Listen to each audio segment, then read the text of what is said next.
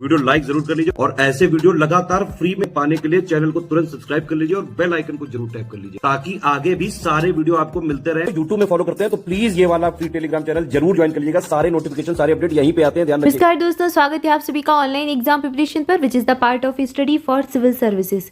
दोस्तों आज की वीडियो में हम देखने वाले हैं उत्तर प्रदेश लोक सेवा आयोग की प्रीलिम्स की परीक्षा जो है प्रारंभिक परीक्षा के प्रश्नों को, और ये वर्ष 2021 का प्रश्न पत्र है। 2021 के हम PYQ यहाँ पर देखेंगे सामान्य अध्ययन विषय के, और यहाँ पर इसका एक पार्ट आ भी चुका है। अगर आपने नहीं देखा है तो आप देख सकते हैं। बिल्कुल आपको PYQ जरूर लगाना है, और इससे क्या होगा, आपका जो है नया जो पेपर होने वाला है नई वैकेंसी का 2023 के लिए प्रीलिम्स जो होगा उसमें आपको बहुत हेल्प मिलेगी। आपको एक तो पता चलेगा किस प्रकार के प्रश्न आयोग पूछता है, और दूसरा आपको ये भी पता चलेगा आपको कौन से विषय को किस प्रकार से पढ़ना है या फिर कौन कौन से टॉपिक आपके लिए इंपॉर्टेंट है। तो ये सारी चीज़ें आपको इसी से पता चलेंगी। तो PYQ लगाना बहुत ज़रूरी होता है। तो एक एक करके हम यहाँ पर वर्ष 2018 से लेकर 2021 तक 2022 तक के पेपरों को लगाएंगे। अभी 2021 का पेपर हम यहाँ पर लगा रहे हैं, और इसमें हमने 20 प्रश्नों को देखा था। आज उसके आगे देखते हैं 21वें नंबर का प्रश्न क्या आया था। ये ऑफिशियल पेपर ही है और बाइलिंगुअल रहेगा, इसलिए दोनों माध्यम के विद्यार्थी इसको देख सकते हैं। अगर आप अंग्रेजी माध्यम से हैं तो भी देख सकते हैं, और अगर आपका माध्यम हिंदी है तो भी आपके लिए ये वीडियो इंपॉर्टेंट रहेगा। 21 नंबर पर जो प्रश्न पूछा गया है, यहाँ पर समिति दी गई है और संस्थान दिया गया है यहाँ पर, उसको सुमेलित करना है, और इसमें से पूछा गया है कौन सा सही सुमेलित नहीं है। तो इसमें से 3 सही है, एक ऐसा है जो सही सुमेलित नहीं है, ये बताना है। अंतर्राष्ट्रीय सस्य वानिकी अनुसंधान केंद्र, international centre for research on agro forestry, ये कहाँ पर, ये नैरोबी में है, ये सही है। मिलान इसका बिल्कुल सही है। Indian institute of forest management, भारतीय वन प्रबंधन संस्थान भोपाल में है, ये भी सही है। अगला दिया गया है Central Agro Forestry Research Institute Banda या फिर बांदा, ये बांदा में नहीं है, तो ये ऑप्शन सी ही सही उत्तर हो जाएगा, ये सही सुमेलित नहीं है। इसके बाद चौथा दिया गया है Tata energy research institute, Tata ऊर्जा अनुसंधान संस्थान, ये नई दिल्ली में है, ये भी सही दिया गया है, तो ऑप्शन सी यहाँ पर सही उत्तर होगा। अगला प्रश्न है 2011 की जनगणना के अनुसार किस राज्य की जनसंख्या घनत्व सबसे कम था। तो ऐसा कौन सा राज्य है जहाँ का जनसंख्या घनत्व सबसे कम पाया जाता है। हिमाचल प्रदेश, अरुणाचल प्रदेश, पश्चिम बंगाल या फिर मिजोरम। सही उत्तर है अरुणाचल प्रदेश। अरुणाचल प्रदेश का जनसंख्या घनत्व सबसे कम है। इसके बाद अगला प्रश्न है बाटुलिज्म क्या है। बाटुलिज्म इज, तो यहाँ पर बताना है फूड वॉर्न इन्फेक्शन, भोज्य पदार्थ से होने वाला संक्रमण होता है बाटुलिज्म, या फिर भोज्य पदार्थ से होने वाला विषैलापन कहलाता है, या फिर जल जनित संक्रमण कहलाता है, या फिर जल से होने वाला विषैलापन, जल जनित विषैलापन। तो ये जो है बाटुलिज्म जो है ये भोज्य पदार्थ जो होते हैं फूड से जन्म लेने वाला विषैलापन होता है, इंटॉक्सिकेशन होता है। ये टॉक्सिकेशन एक प्रकार का है जो कि भोज्य पदार्थ से जन्म लेता है, तो फूड से होता है, ये फूड वॉर्न होता है। ऑप्शन बी यहाँ पर सही उत्तर हो जाएगा।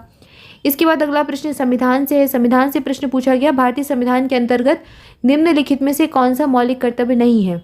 तो मौलिक कर्तव्य से आपसे प्रश्न पूछा गया, 11 मौलिक कर्तव्य है, सभी आपको याद होने चाहिए, तो एक एक करके आप याद कर सकते हैं इनको। इसके ऊपर अभी ऑनलाइन एग्जाम प्रिपरेशन पर भी वीडियो आएगा, तो वहाँ पर आपको कुछ ट्रिक्स भी बताई जाएंगी याद करने की, तो उसको जरूर देख लें एक बार। अब ये मौलिक कर्तव्य बताए गए हैं, आम चुनाव में मतदान करना, वैज्ञानिक दृष्टिकोण की भावना का विकास करना, सार्वजनिक संपत्ति की सुरक्षा करना, और संविधान का पालन तथा इसके आदर्शों का सम्मान करना। तो ये सभी हमारे मौलिक कर्तव्य, संविधान का पालन हमें करना चाहिए और इसके आदर्शों का सम्मान भी करना चाहिए। सार्वजनिक संपत्ति जो है इसकी सुरक्षा करना हमारा कर्तव्य है। इसके अलावा वैज्ञानिक दृष्टिकोण की भावना का विकास करना भी हमारा मौलिक कर्तव्य है। आम चुनाव में मतदान करना ये मौलिक कर्तव्य नहीं है हमारा, ये एक हमारा वैधानिक अधिकार है, जो चुनाव होते हैं उनमें मतदान करना। तो ऑप्शन ही सही उत्तर यहाँ पर हो जाएगा, क्योंकि यह हमारा फंडामेंटल ड्यूटी जो है नहीं है। अब यहाँ से आपको जो पॉलिटी है, पॉलिटी के कुछ टॉपिक बहुत इंपॉर्टेंट है और यहाँ से प्रश्न हर बार बनता है। एक तो आपके कॉन्स्टिट्यूशन अमेंडमेंट हो गए, और ये एक आपके हो गए फंडामेंटल राइट्स, और इसके साथ ही फंडामेंटल ड्यूटीज़, जिनसे प्रश्न जरूर बनता है। तो पूरी 11 ड्यूटीज़, फंडामेंटल राइट्स जो हैं उनके कौन कौन से आर्टिकल हैं, कौन सा राइट किस किस आर्टिकल के अंतर्गत आता है, ये जरूर याद रखना है। और कुछ कॉन्स्टिट्यूशन अमेंडमेंट, कुछ संविधान संशोधन बहुत महत्वपूर्ण है, जो बार बार एग्जाम में पूछे जाते हैं, घूम फिर के वही पूछ लेते हैं। तो बस कुछ ही याद रखते हैं, और उनके ऊपर वीडियो आ चुका है कौन कौन से इंपॉर्टेंट है। तो स्टडी फॉर सिविल सर्विसेज के अगर आप किसी भी पेड बैच में होंगे तो आपको इतना मटेरियल ही दिया जाता है जो आपके लिए इंपॉर्टेंट होता है। कोई बहुत आपको बहुत सारा नहीं पढ़ के जाना होता है कि किसी भी एग्ज़ाम के लिए आपको सब्जेक्ट में PhD नहीं करनी होती, बस एग्ज़ाम निकालना है। इसलिए एग्ज़ाम के अकॉर्डिंग एग्ज़ाम ओरिएंटेड कंटेंट आपको स्टडी फॉर सिविल सर्विसेज देता आया है, और बस उतना ही सिलेक्शन के लिए ज़रूरी होता है पढ़ना। तो आपको वहाँ पर भी देखा होगा आपने कि बस कुछ ही कॉन्स्टिट्यूशन अमेंडमेंट आपको दिए जाते हैं और प्रश्न वहीं से बन जाता है। तो बस उतने पढ़ना है। बाकी वीडियो तो स्टडी फॉर सिविल सर्विसेज के हमेशा फ्री हैं और हमेशा फ्री ही रहते हैं।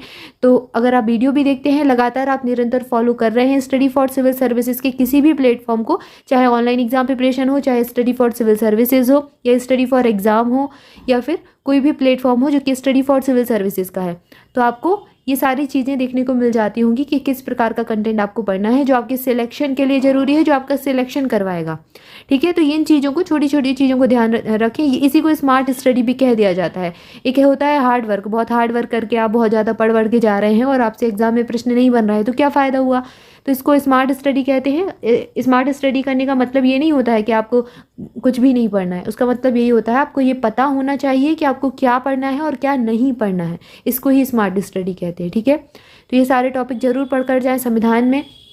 इसके बाद अगला प्रश्न हम देख लेंगे। अगला प्रश्न है, विद्युत विभव के संदर्भ में निम्नलिखित कथनों में से कौन सा सही है। यह एक अदिश राशि है और यह एक सदिश राशि है। बताना है कि कौन सा कथन सही है। तो विद्युत विभव है या फिर कोई भी चीज़ है वो या तो सदिश राशि होगी या अदिश होगी, कोई एक ही सही होगा। तो इसमें से ये ऑप्शन ही सही हो जाएगा, यह एक अदिश राशि है। ठीक है, इसके बाद अगला प्रश्न देखते हैं। अगला प्रश्न क्या है। अगला प्रश्न है, ब्रिटिश इंडिया के निम्नलिखित में से किस अधिनियम सामूहिक कार्यचालन के स्थान पर विभाग या फिर विभागाधीश पद्धति द्वारा वायसराय की कार्यकारी परिषद पर उनके प्राधिकार को और अधिक बल प्रदान किया गया। तो जो विभागीय या फिर विभाग पद्धति होती थी उस पर वायसराय की कार्यकारी परिषद पर उनका प्राधिकार को और अधिक बल दिया गया, किस अधिनियम के द्वारा, ये बताना है।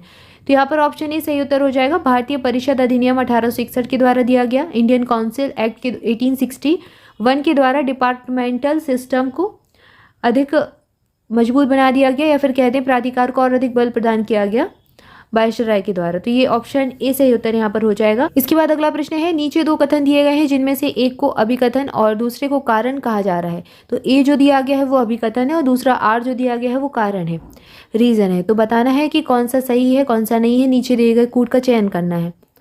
पहला अभिकथन दिया गया है, मानव शरीर अपने लिए आवश्यक विटामिन का संश्लेषण कर लेता है। तो जो ह्यूमन बॉडी होती है वो विटामिन्स को, जो आवश्यक रिक्वायर्ड विटामिन्स होते हैं उनको संश्लेषित कर लेती है, ये दिया गया भी कथन। कारण दिया गया है, शरीर के उचित विकास के लिए विटामिन अनिवार्य होते हैं। तो जो विटामिन्स हैं वो vitamins are essential for proper growth of the body, ये बताना है। तो इसमें से कौन सा कथन सही है ये बताना है। तो यहाँ पर ऑप्शन डी सही उत्तर हो जाएगा। A is false but R is true. ये गलत है लेकिन आर सत्य है। तो मानव शरीर अपने लिए आवश्यक विटामिन का संश्लेषण नहीं करता है। ठीक है, यहाँ पर दिया है कर लेता है। तो यहाँ पर ऑप्शन डी सही उत्तर हो जाएगा। इस प्रकार के प्रश्न साइंस से आपसे पूछे जाएंगे। विटामिन से एक प्रश्न बनता ही बनता है हर एक एग्जाम में। तो विटामिन जरूर पढ़कर जाएं। विटामिन का कार्य क्या होता है, विटामिन क्या करते हैं, इसके अलावा कौन से विटामिन का क्या रासायनिक नाम है, कौन से विटामिन का क्या स्रोत है। आपसे इस स्रोत से भी प्रश्न पूछा जा सकता है और पूछा भी गया है, पिछले हमने वीडियो में देखा भी था। इसके बाद अगला प्रश्न दिया गया है, भारत के राष्ट्रपति के विशेष अभिभाषण के संदर्भ में निम्नांकित में से कौन सा कथन सही है। पहला दिया गया है कथन, राष्ट्रपति लोकसभा के साधारण निर्वाचन के पश्चात प्रथम सत्र और प्रत्येक वर्ष के प्रथम सत्र के आरंभ में संसद के दोनों सदनों की संयुक्त बैठक को संबोधित करता है। और दूसरा कथन दिया गया है, राष्ट्रपति अपने अभिभाषण में संसद को उसके आह्वान के कारणों के विषय में सूचित करता है।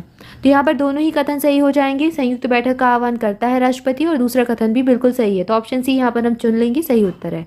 अगला प्रश्न है, निम्नलिखित में से कौन अन्य तीनों की तुलना में ज़्यादा सूर्य की रोशनी परावर्तित करता है। तो रेत का रेगिस्तान जो होता है, सैंड डिजर्ट जो है वो ज़्यादा रोशनी को परावर्तित करता है, रिफ्लेक्ट्स करता है, या फिर धान की खेती की भूमि, या फिर ताज़ा बर्फ से ढकी भूमि, या फिर प्रेयरी भूमि जो समशीतोष्ण भाग में पाई जाती है। तो यहाँ पर ऑप्शन सी सही उत्तर हो जाएगा। Land covered with fresh snow, जो लैंड फ्रेश स्नो से कवर्ड होता है वो सनलाइट को ज़्यादा रिफ्लेक्ट करता है। ठीक है, which one of the following reflects back more sunlight as compare to other three. ठीक है, तो ऑप्शन सी यहाँ पर सही उत्तर हो जाएगा। इसके बाद अगला प्रश्न है, निम्नलिखित में से कौन सा युग्म सही सुमेलित नहीं है। यहाँ पर आर्टिकल दिया गया है और उनका विषय दिया गया है। तो प्रमुख अनुच्छेद दिए गए हैं और उनका विषय दिया गया है। तो बताना है कि कौन सा सुमेलित नहीं है। यानी कि यहाँ पर दिए गई जोड़ियों में से 3 सही दिए गए हैं, 3 का मिलान बिल्कुल सही है, एक आपको चुनना है जो सही नहीं है। ठीक है, तो देखते हैं। चलिए, पहला दिया गया है, न्यायपालिका व कार्यपालिका के पृथक्करण से संबंधित आर्टिकल कौन सा है, 50 है, ये बिल्कुल सही है। दूसरा दिया गया, अनुसूचित जातियों तथा अनुसूचित जनजातियों के शैक्षणिक और आर्थिक हितों की अभिवृद्धि, आर्टिकल 46 अनुच्छेद 46, बिल्कुल सही है। तीसरा दिया गया सहकारी सोसाइटी का संवर्धन, अनुच्छेद 43A, अनुच्छेद 43A, तो ये गलत हो जाएगा क्योंकि ये इसका आर्टिकल नहीं है। ऑप्शन सी ही सही उत्तर हो जाएगा। इसके बाद अनुच्छेद 40 में ग्राम पंचायतों के गठन की बात की गई है, साथ ही साथ उन्हें स्वायत्त शासन की इकाइयों के रूप में कार्य करने के योग्य बनाना भी कहा गया है। तो आर्टिकल 40 इसी विषय से संबंधित है और यह सही है।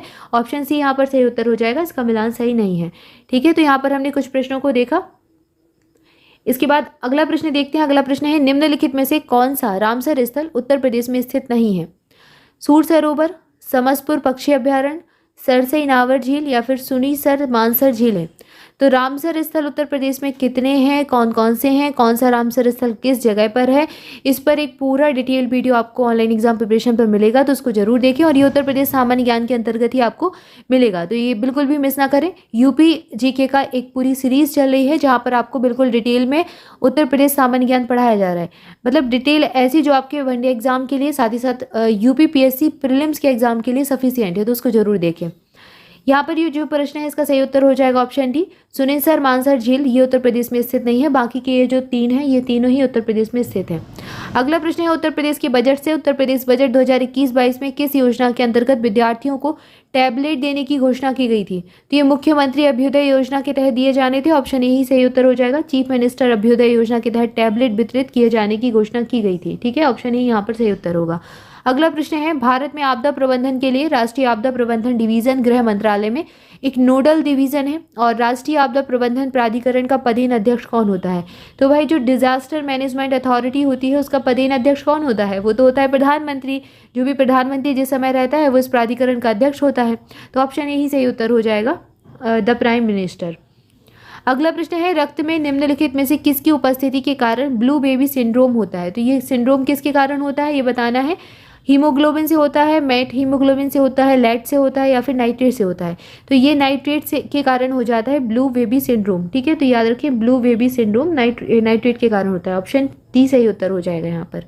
तो यहाँ पर हमने कुछ प्रश्न देखे, इसके आगे कुछ और प्रश्न देखेंगे अगले पार्ट में। तब तक के लिए आपसे भी ऑनलाइन एग्जाम प्रिपरेशन के साथ जुड़े रहें। चैनल को सब्सक्राइब जरूर कर दें, वीडियो को लाइक करना बिल्कुल ना भूलें।